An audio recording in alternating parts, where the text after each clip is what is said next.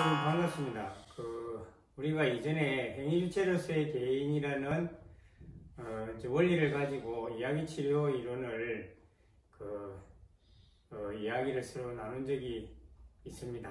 근데 지금부터는 그렇게 어느 한 부분보다는 전체적인 입장에서 이야기치료 상담 이론이라는 것이 어떤 것인지를 잠시 이야기하고 또 원리에 따른 상담들을 하나하나 이렇게 서로 이야기해가는 시간을 가질 수 있으면 좋겠다 싶어서 이야기치료 상담이 어떤 상담인지를 한번 이야기하는 시간을 가져보도록 합시다. 우리는 여러 사람들과 더불어 이 사회를 구성하면서 살아가고 있습니다. 그리고 각자 자기들의 이야기를 가지고 있습니다. 이 영상을 보시는 분들도 살아오면서 만들어진 자기 이야기들을 많이 가지고 있겠지요. 그런데 그런 이야기와 이야기 치료에서 말하는 이야기는 어떤 차이가 있을까요? 그 이야기와 그 이야기는 같은 걸까요? 어떤 방식에서 그런 이야기를 가지고 이야기 치료 상담이라는 그걸 시작했을까요? 다소간 궁금할 수도 있겠지요. 잠시 이 이야기 치료라는 것이 어떤 건가를 말하기 전에 전체적인 경험 속에서 이야기 자체가 어떤 성격을 가지고 있길래 이야기 치료 상담이 가능한가에 대해서 한 7가지를 먼저 말씀을 드리고 이야기를 한번 해나가도록 합시다. 첫째, 이야기를 흐르게 해야 됩니다. 어떤 이야기를 흐르게 해야 할까요? 겨울물을 흐르는 물이 어느 한 벽에 부딪히게 되면은 계속 소용돌이를 이루어 흘러가지 못하는 것처럼 우리에게 우울한 이야기라든가 그 다음에 정서가 이렇게 공황이 상태에 왔다거나 이런 경우에 그 사람이 가진 이야기들은 계속 우울한 이야기와 의기소침한 이야기를 하게 됩니다. 만약에 이 이야기를 흘려보내지 않는다면 많은 환경과 사람과의 관계에서 계속해서 우울한 이야기를 계속 해나가게 될 것입니다.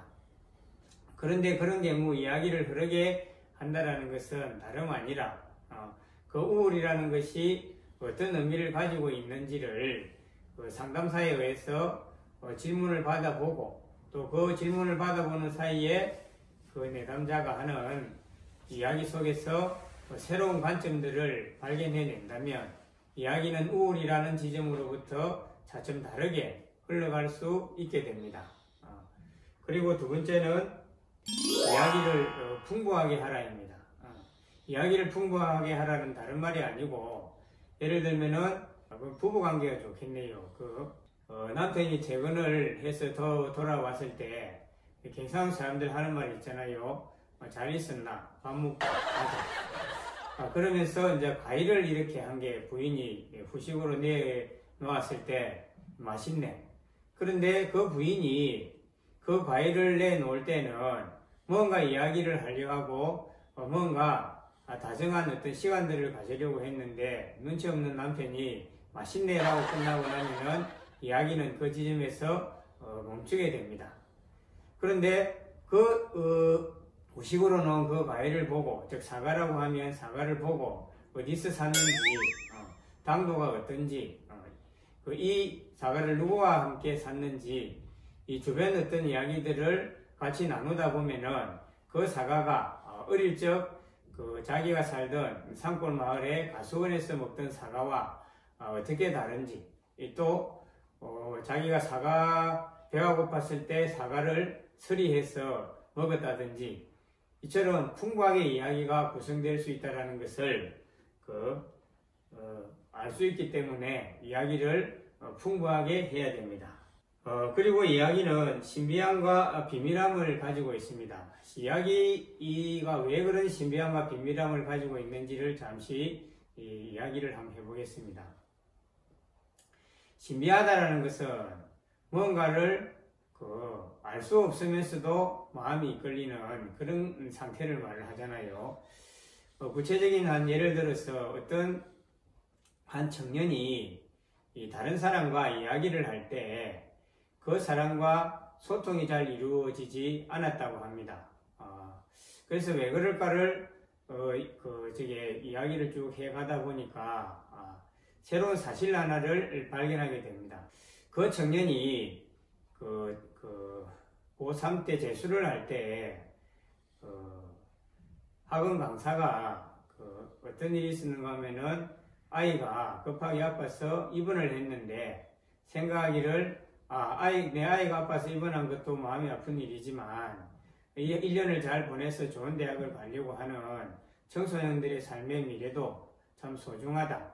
그래서 자기 강의를 하고 와서 아이들을 청소년들을 이제 가르쳐야 되겠다 하고 학원에 와서 이야기를 합니다. 여러분들이 열심히 공부해서 나름대로 좋은 대학을 가고 자신의 꿈들을 꼭 이루세요 라고 하면서 자신의 아이가 입원해 있었다는 사실을 이야기를 하게 됩니다. 그런데 이 청년이 큰 소리로 한 건 아니지만 쓸데없이 그런 이야기를 하고 있느냐, 계속 공부를 할 수 있도록 시작하면 되지 이라는 말을 중얼거리듯 했지만 그 이야기를 들은 그 선생님이 난감한 표정을 지으면서 내가 그렇게 잘못한 것도 아닌데 학생은 어떻게 그렇게 내게 거칠게 반응을 하느냐라고 하니까 그 학생도 자신의 올라온 감정을 누그러뜨리지 못하고 얼굴 표정을 우락부락 하면서 제가 틀린 말을 했느냐고 라고 하면서 덤벼들었다고 합니다. 이후 세월이 많이 흘러서 자신의 의도와 상관없는 몇 가지 이해할 수 없는 엄청난 고통을 받게 됩니다.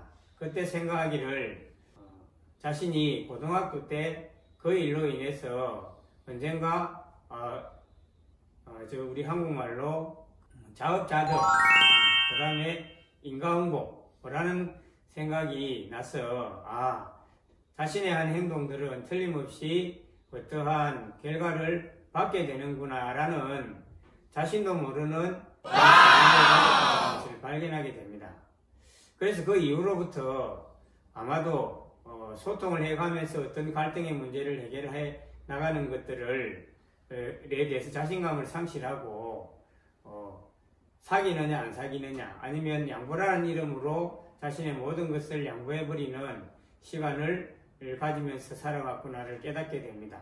이렇듯 이야기는 우리의 기억 속 저편에 멈추어져 있지만 그것들이 끊임없이 작용을 하고 있다는 사실을 알게 되고 이러한 사실들을 상담사와의 관계에서 하나씩 발견하게 될 때 자신의 삶이 보다 유연해지고 여유로워질 수 있는 신비함을 이야기는 가지고 있습니다.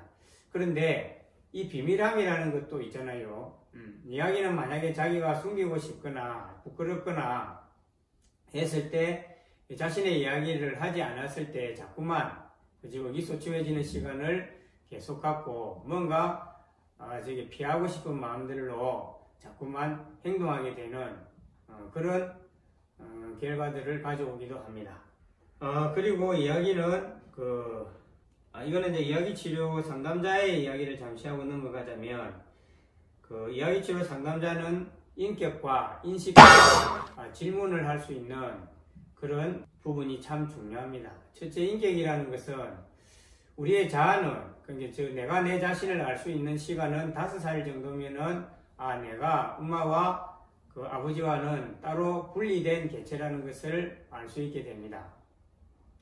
그런데 인격이 완성되는 것은 5살 이후에 다시 한 10년 내지 15년의 시간이 흐른 18살이나 작게는 15살 정도의 인격이 형성됩니다.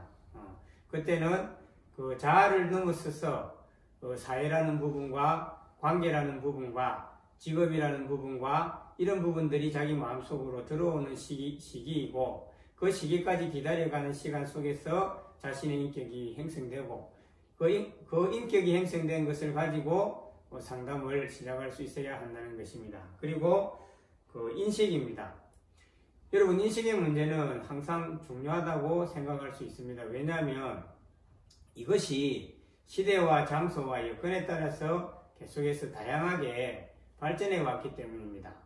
즉 여러분들이 고등학교 때 배운 문해사조, 예를 들어 고전주의에서 낭만주의, 낭만주의에서 사실주의, 그 다음에 이렇게 넘어갈 때 그 시대 정신이 바뀜으로써 환경과 인간과의 관계에서 일어나는 인식이 달라지게 됩니다. 고전주의 문학에서는 진리가 이미 있다라는 것을 전제로 해서 그 진리를 인간이 알아내어서 규칙과 그지요 법칙에 따라서 무언가를 표현하려고 하는 시대이고, 그 낭만주의 시대에 오면은 인간이 가지고 있는 주관적인 감성의 풍부함을 드러내서 자발적이고 자율적인 인간성을 나타내고자 합니다. 그런 것처럼 이야기치료 이론에서도 어떤 인식을 가지고 있느냐는 상당히 중요한 것입니다. 다음에 이야기하겠지만 이야기치료는 포스트 모더니즘과 사회구성주의에 입각한 이론을 가지고 상담을 해 나갑니다. 그 세 번째는 질문의 문제입니다. 질문은 어떻게 질문을 하느냐에 따라서 그 질문과 관계되어 있는 부분을 상호작용하게 되는데, 그 질문이 이 상담사로부터 시작되는 것이 아니라 내담자의 이야기 속에서 질문이 나가기 때문에 둘 사이의 의사소통이 이 어떤 문제를 놓고 가능해지기 때문에 질문은 상당히 중요합니다. 그리고 우리가 항상 명심해야 될 것은 이 내담자는 자기 이야기를 하러 온 것이지 상담사의 이야기를 들으러 온 것이 아니라는 것을 꼭 알고 있어야 됩니다. 어떻게 상담을 해 나가는가에 대한 사례들을 설명해 놓은 책이 한 권 있습니다. 제가 저자인데 이거를 이야기하는 좀 쑥스럽기는 하지만 물론 이야기치료 이론에 관한 책들은 많이 있습니다. 그리고 그 부분을 좀 더 풍부하게 만들어 놓은 책들도 있겠지만 일단은 저는 이 강의를 하면서 함께하는 이야기치료를 치료의 기본을 두고 설명을 해 나가려고 하니까 이 책에 보면은 사례를 통해서 참여적 상담 이론이라는 것이 어떻게 참여적 상담 구조라는 것을 가지고 어떻게 상담을 해 나가는가가 잘 적혀져 있습니다.